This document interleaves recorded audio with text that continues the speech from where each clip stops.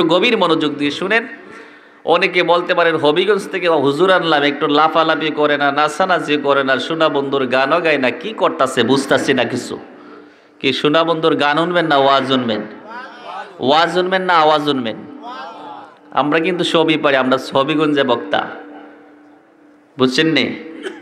যেমনি গোবের এমনি আমরা পারি, কিন্তু আমাদেরকে হক এবং বাতিল আমাদেরকে বুঝতে হবে। এই অন্ধকারের সাগরে আমাদেরকে হাবুডাবু কাইলে চলবে।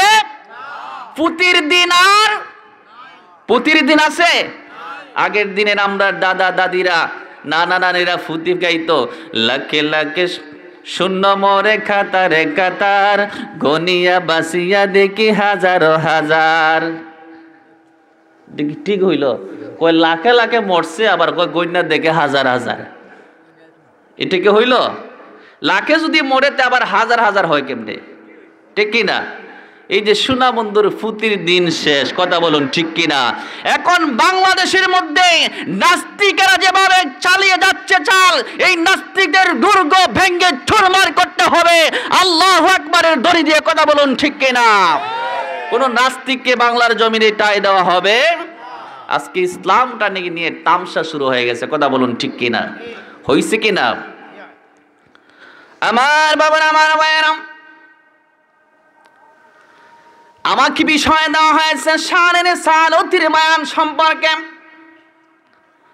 যেই সময় আলোচনা দিয়েছেন এই সময় ঘুমানোর কথা। আপনাদের মুডও ভালো না, আমার মুডও ভালো না, কিন্তু আমাদের ভালো থাকতেই হবে, না থাকলে হবে না।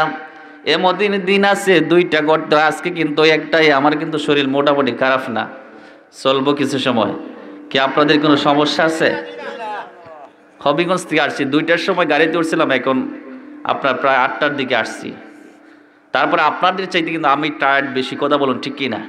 আপনারা শুধু কাছে থেকে ওয়াজ শুনতেছেন, কি আমি প্রায় 4 ঘন্টার রাস্তা গাড়ি দিয়ে জার্নি করে, সকালে মাদ্রাসাতে ক্লাস করে 4 ঘন্টার রাস্তা, 5 ঘন্টার রাস্তা জার্নি করে আপনাদের কাছে আসছি।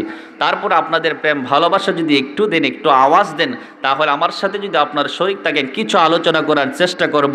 প্রতিদিন তো আপনারা আমাকে দাওয়াত করতে পারবেন না, আমিও আপনাদের দাওয়াতে সাড়া দিতে পারবো না, কথা বলুন ঠিক কিনা? আল্লাহ পাক যেন আমাদের প্রতিটি মানুষের আশা বসাকে আল্লাহ পাক কবুল করে, সকলে বলে আল্লাহুম্মা আমিন। শানে রিসালাত, আমরা জানি আজকে আমাদের সমাজের মধ্যে দুইভাবে বিভক্ত হয়েছে, কেউ তাওহীদ, কেউ রিসালাত। কেউ তাওহীদ বলে, তাওহীদ শুধু বলে, তাওহীদি জনতা, সেটা কিন্তু ভুল কথা না। ভুল কথা। তাওহীদ মানে একাত্মবাদ, আর রিসালাত মানে আমার রাসূলের সুন্নাহ, আমার রাসূলকে, আমার রাসূলের সাক্ষ্য, কথা বলুন ঠিক কিনা? তাওহীদ এবং রিসালাত ছাড়া কখনো মুমিন হওয়া যাবে?